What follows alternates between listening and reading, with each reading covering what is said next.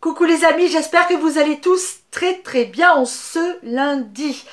Le lundi sur Popote et Potager, c'est Veggie. On cuisine des recettes végétariennes. Aujourd'hui, un grand classique de la cuisine de bistrot. On en fait de moins en moins aujourd'hui et pourtant c'était une entrée extrêmement à la mode dans les années 70-80. Il s'agit des œufs mimosa.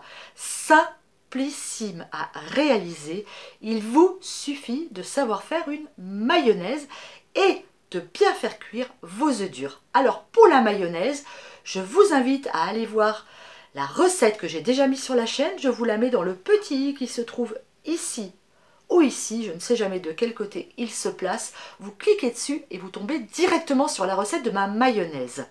Les œufs durs. Les œufs durs, c'est très simple à faire cuire. On ne se trompe pas. On fait d'abord bouillir son eau et lorsque l'eau est bouillante, on vient déposer délicatement, on ne jette pas les œufs dans la casserole, nos œufs dans cette eau.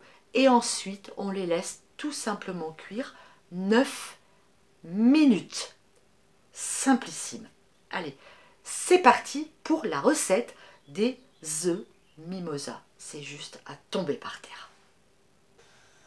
La galère avec les œufs durs, c'est souvent l'écalage. Moi, j'ai une astuce. Je mets une grosse poignée de gros sel dans mon eau. Et vous allez voir, c'est magique. Ça permet d'écaler les œufs hyper facilement. Une autre astuce pour savoir si nos œufs sont frais. Moi, j'achète mes œufs à la ferme. Je vérifie toujours si ils sont bons. Ici, l'œuf, il est mis dans un bol d'eau froide. Il ne remonte pas à la surface, il est bon. On va tester avec celui-là. Pareil, il reste bien au fond, il est parfait. Il faut savoir que les industriels, quand ils vous vendent des œufs, ils mettent une date limite de consommation. Cette date, ils la raccourcissent volontairement pour vous faire racheter plus rapidement des produits. Vous pouvez donc dépasser la date sans aucun souci. Mais faites bien ce que je viens de vous montrer. Vérifiez à chaque fois si vos œufs restent bien au fond ou flottent au milieu de l'eau. C'est bon. Si vos œufs remontent à la surface, vous les jetez. Ne prenez pas de risques, ils ne sont plus consommables. Mon obus, c'est parti. Je dépose délicatement les cocos pour éviter qu'il n'éclate. Hop.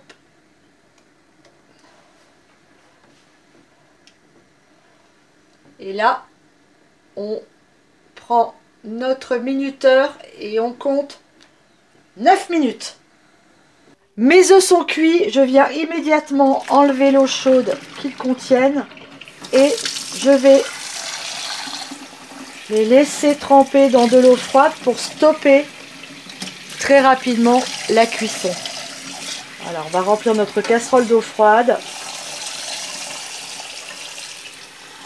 et on va les laisser refroidir pendant environ 10 minutes. Mes œufs refroidis, vous allez voir la facilité avec lesquelles je vais maintenant les écaler. On va vraiment hop, faire le tour de notre œuf comme ça. Et regardez, voilà, grâce au sel, on n'est plus en galère. J'écale mes œufs en quelques secondes.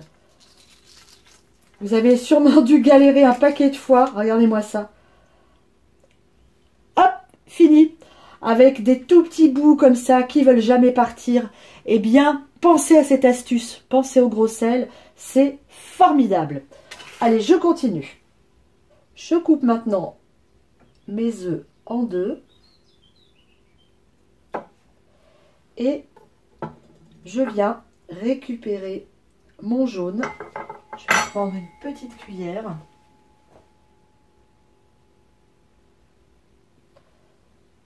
Hop.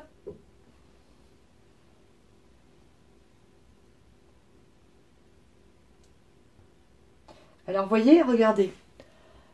L'œuf, alors il n'est pas mollet, mais il n'est pas non plus encore tout à fait dur. Alors, pourquoi? Ça, j'aurais dû me méfier. Les œufs étaient assez gros, j'aurais pu les laisser 1 minute de plus. Alors, c'est pas grave en soi, mais pensez-y. Si vos œufs sont petits, vous laissez 9 minutes, et s'ils sont gros, laissez-les 1 minute de plus. Mais bon, ça va faire le boulot quand même. On va venir mettre un petit peu de sel, un petit peu de piment d'Espelette. Voilà. Et de la ciboulette que j'ai été ramassée au jardin et que j'ai coupée très finement. On vient ajouter notre mayonnaise.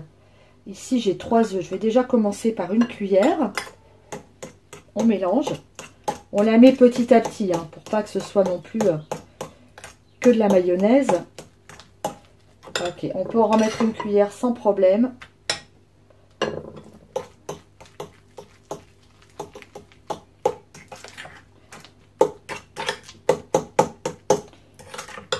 Vous goûtez pour voir si l'assaisonnement vous convient.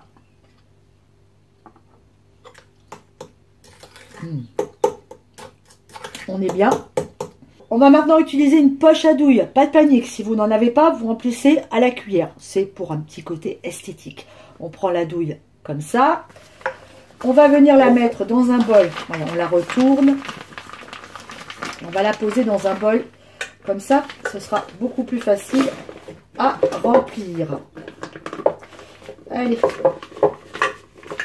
On est parti pour le remplissage.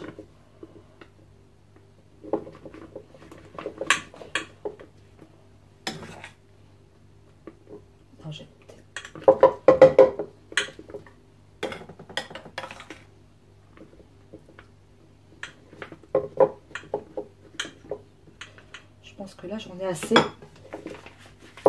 Je sors ma poche.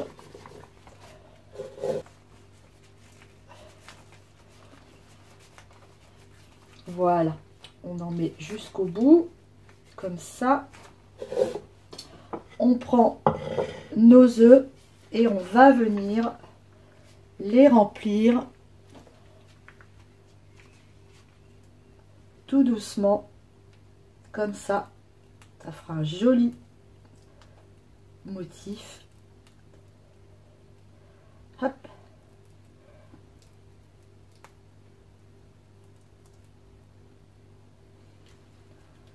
Voilà. C'est pas compliqué.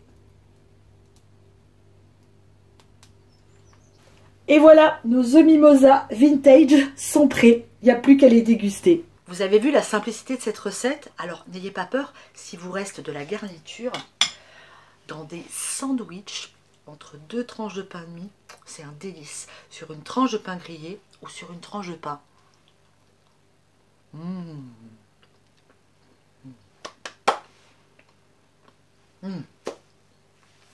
C'est juste trop bon. Alors oui, c'est pas un plat régime, hein, la mayonnaise, mais bon, de temps en temps, il faut manger du gras aussi. C'est très bon pour la santé.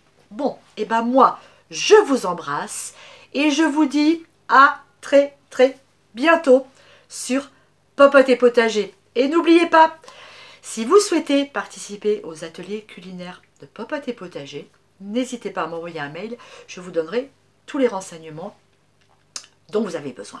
Mouah, je vous embrasse, bisous, ciao!